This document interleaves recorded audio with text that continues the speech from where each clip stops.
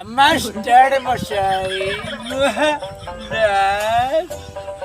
দেখতে আমার আপন দুলাল অনেকে বড় হয়ে গেছে, ওদেরকে সুশিক্ষায় শিক্ষিত করতে হবে। আমার আপন দুলালকে যেখান থেকে পারো কানে ধরে এখানে নিয়ে আসো। আমি এখনই যাচ্ছি মরা হ্যাঁ, ওদেরকে